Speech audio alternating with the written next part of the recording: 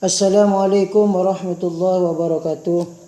Jumpa lagi dengan kami Faruq Ridho. Kali ini akan kami menceritakan riwayat hidup Pujuk Seleret Kelis. Namun sebelumnya klik dulu subscribe dan bell atau gambar lonceng serta like-nya dari channel kami Faruq Ridho. Oke, akan kami lanjutkan. Di selatan Masjid Nurul Syadili, Panitan Longkek Kelis, terlihat sebuah bukit berdiri kokoh menjulang tinggi ke angkasa. Dengan panorama alam yang indah, bukit bernama Seleret tersebut terlihat anggun menyejukkan setiap mata yang memandangnya. Bukit Seleret yang terkenal itu bukan hanya menyejukkan mata, tapi juga menenangkan hati orang-orang yang datang ke sana. Kerana di bukit tersebut terdapat makam para waliullah yang sejak dahulu kala sudah ramai dikunjungi para peziarah dari berbagai daerah, baik dari penduduk lokal Madura maupun yang datang dari daerah Jawa. Banyak dari kalangan ulama Jawa, Madura dan para santrinya datang berziarah di makam keramat tersebut. Pun pula masyarakat umum dari Jawa, terutama Jawa Tengah dan Jawa Barat, banyak berziarah. Sebagian hanya datang berziarah dan sebagian yang lain bertapa dalam jangka waktu lama. Sebenarnya tempat keramat makam beberapa waliullah tersebut bukan hanya di Bukit Seleret itu, tapi juga di Bukit Barung yang ada di sebelahnya. Namun orang-orang hanya mengenalnya dengan Bukit Seleret. Ada 3 makam waliullah para pejuang Islam yang ada di tempat tersebut, yaitu 1. Syekh Yahya atau dikenal dengan Pujuk Seleret Sepo. Syekh Yahya merupakan alumni pesantren Ampel, Surabaya. Sejak kecil sudah dididik dengan berbagai ilmu agama plus bekal-bekal metode dan strategi dakwah di tengah-tengah masyarakat. Sebagaimana santri-santri yang lain di pesantren Ampel, Syekh Yahya juga diberi amanat untuk menyebarkan ajaran Islam di berbagai daerah. Beliau mendapatkan tugas untuk berdakwah di Madura untuk membantu raja dan para penggawa kerajaan Arosbaya, Bangkalan yang saat itu sedang giat-giatnya menyebarkan ajaran Islam di tengah-tengah masyarakat. Seperti kita ketahui, Islam masuk secara resmi di Bangkalan ketika Raden Pratano diangkat sebagai putra mahkota kerajaan. Sebelum pengangkatan itu, ketika Pratano masih dipersiapkan sebagai pangeran, dia bermimpi didatangi orang sepuh berpakaian putih-putih yang menganjurkan dia untuk memeluk agama Islam. Mimpi ini diceritakan kepada ayahnya yang kemudian memerintahkan Pati Empu Bageno untuk mempelajari Islam di Kudus. Perintah ini dilaksanakan sebaik-baiknya, bahkan Pati Bageno bersedia masuk Islam sesuai saran Sunan Kudus sebelum menjadi santrinya selama beberapa waktu lamanya. Setelah cukup mempelajari agama Islam di Kudus, ia kembali ke Arosbaya dengan ilmu keislamannya dan memperkenalkan kepada Pangeran Pratano. Raden Pratano sempat marah setelah tahu Bageno masuk Islam mendahulinya. Tapi setelah dijelaskan bahwa Sunan Kudus mewajibkannya masuk Islam sebelum mempelajari agama itu, Pangeran Pratano menjadi maklum. Setelah beliau sendiri masuk Islam dan mempelajari agama itu dari Empu Bageno, beliau kemudian menyebarkan agama itu ke seluruh warga Arosbaya. Namun ayahnya Raja Pragalba belum tertarik untuk masuk Islam sampai ia meninggal dan digantikan oleh Pangeran Pratano. Detik-detik sebelum meninggal, Raja Prabalga didesak oleh Raden Pratano untuk membaca 2 kalimat syahadat. Namun beliau hanya menganggukkan kepala, tidak mengucapkan syahadat tersebut.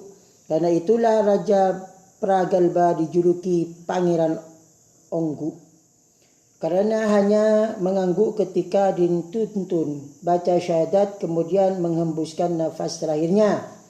Setelah menjadi raja, Raden Pratano semakin aktif menyebarkan agama Islam di wilayah kerajaannya yang meliputi Madura bagian barat.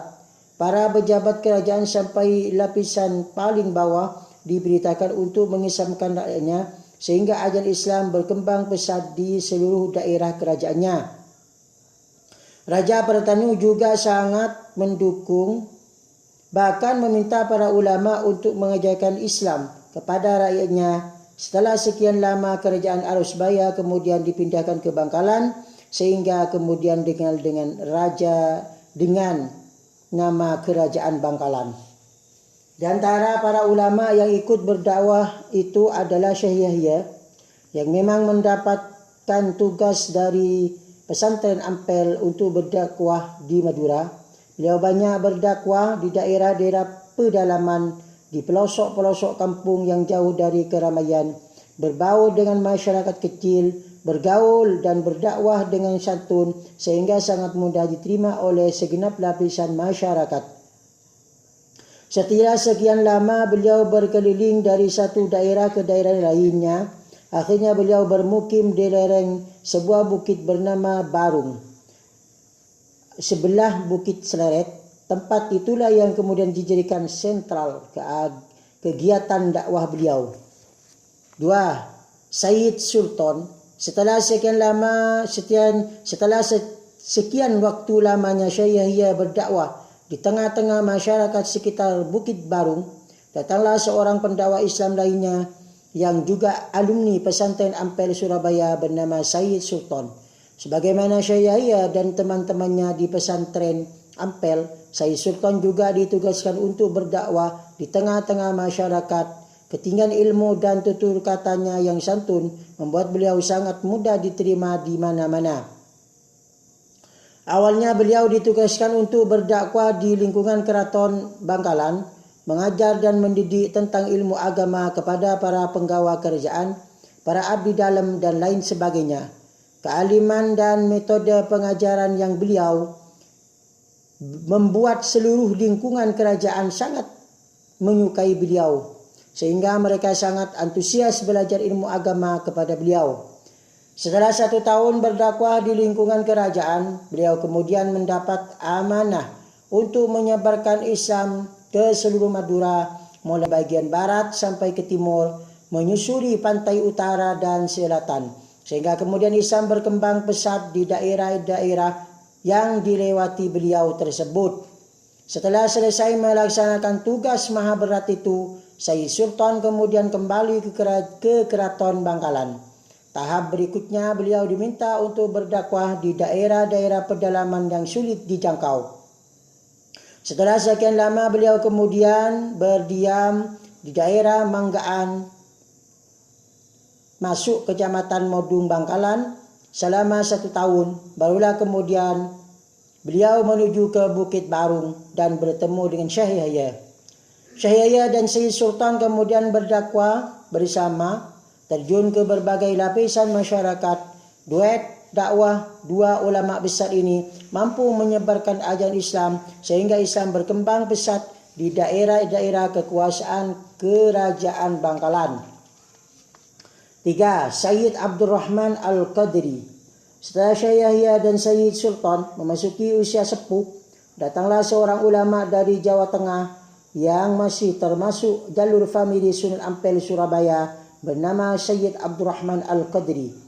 Beliau juga mendapat amanah untuk berdakwah menyebarkan ajaran Islam di Madura. Bersama Syekh Yahya dan Sayyid Sultan, Sayyid Abdurrahman berdakwah bersama-sama, sehingga lengkaplah trio pendakwah Islam yang sangat menonjol di Bangkalan waktu itu. Tidak seperti Syekh Yahya dan Sayyid Sultan yang memilih lereng Bukit Barung sebagai tempat bermukim, Sayyid Abdurrahman lebih memilih puncak Bukit Seleret sebagai tempat tinggalnya sampai kemudian beliau wafat dan dimakamkan di tempat tersebut. Peninggalan. Sangat banyak peninggalan yang merupakan beberapa bukti akan kekeramahan beliau bertiga, namun yang paling terkenal ada 3, yaitu 1. Sumber-sumber air keramah. Sumber-sumber air tersebut sampai sekarang bisa disaksikan di daerah Taman Sari dan sumber kara yang dibuat secara sofistik oleh Syekh Yahya. Sumber-sumber air tersebut bukan hanya membantu sebagai air minum dan tempat pemandian masyarakat sekitar, tapi konon juga bisa menyembuhkan berbagai macam penyakit. 2. Sumur-sumur keramat. Sumur-sumur karamah yang berada di sekitar Bukit Parung tersebut dibuat oleh Sayyid Sultan. Ada 7 sumur yang bisa digunakan untuk kebutuhan sehari-hari masyarakat sekitar, yang juga konon bisa menyembuhkan segala macam penyakit. 3. Pereng mantih atau pohon bambu keramah. Pohon bambu keramah yang sampai sekarang masih ada dan dikeramatkan ini tumbuh mulai peristiwa yang unik. Saat itu masyarakat mengadakan selamatan yang dihadiri oleh Syekh Yahya dan Sayyid Sultan. Seperti biasa acara selamatan, berbagai macam makanan dihidangkan, tak lupa nasi tumpang dan ayam bakar sebagai menu wajib. Proses pembakaran ayam tersebut seperti biasa disusuk dan dengan sebilah bambu kecil agar mudah untuk balikan ayam saat pembakaran sehingga matang secara merata. Setelah doa-doa sudah dilaksanakan, tibalah waktunya untuk makan-makan di tempat itu. Sebagai penghormatan, bagian atas tumpeng atau moncek diaturkan kepada Syekh Yahya dan si Sultan disertai ayam bakar. Beliau berdua kemudian mengambil bagian ayam bakar tersebut, mencabut tusuknya dan melemparkan ke sampingnya. Aneh bin ajaib, beberapa waktu berlalu ternyata tusuk ayam bakar yang sudah kering itu tumbuh menjadi pohon bambu dan beranak pinak. Kejadian aneh itu tentu saja membuat masyarakat sangat mengkeramatkan pohon bambu tersebut, menjaga dengan baik dan menggunakan untuk berbagai macam keperluan. Salah satu kelebihan dari bambu ajaib tersebut adalah sangat ampuh untuk dipergunakan sebagai senjata. Keampuhan hebat ini dengan cepat menyebar kemana-mana sehingga dalam waktu singkat banyak orang-orang datang dari berbagai daerah meminta bambu tersebut untuk digunakan sebagai senjata. Sampai-sampai dalam peperangan 10 November tahun 1945 di Surabaya yang sangat terkenal itu, bambu-bambu ini diangkut ke Surabaya untuk dijadikan sebagai senjata bambu runcing yang kemudian terbukti dapat menghancurkan senjata-senjata modern dari para penjajah. Demikianlah kisah riwayat Pujuk Seleret Kelis. Semoga bermanfaat. Wassalamualaikum warahmatullahi wabarakatuh.